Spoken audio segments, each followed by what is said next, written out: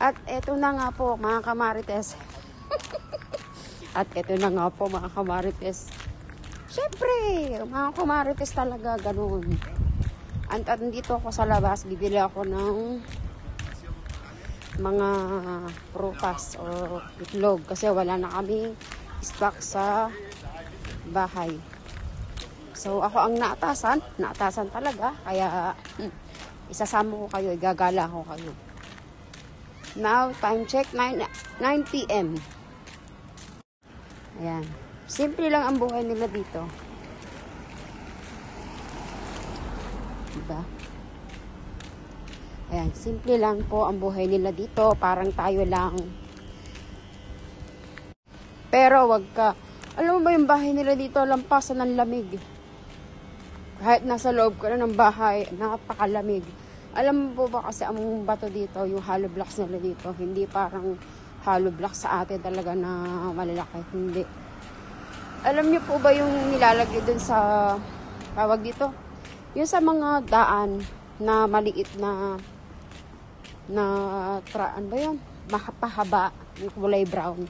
Ganun ang ano nila dito, hollow blocks nila. Hindi yung katulad sa atin na hollow blocks na ano talaga. Maliliit lang. Na, kaya pagka halimbawa aanihin mo yung pader ng bahay nila, natunog. Hindi matibay. Kaya siguro, wag naman sana, pagka lumindol talaga dito, guho ang mga bahay agad. Kasi nga, ang ginagamit nilang tawag dito, hollow blocks, hindi matibay. Pati yung dingding, ng bahay nila, parang may nilalagay lang silang styrofoam, ganun. Hindi maayos. Hindi katulad ng Pilipinas talaga. Yan ang gaganda ng bahay. Oh. Diba? Dito, merong merong sisahan. Gagala ko kayo. Ayan, may sisahan dyan.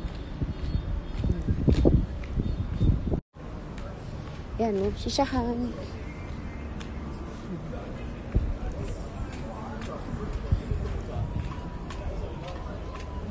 Diba?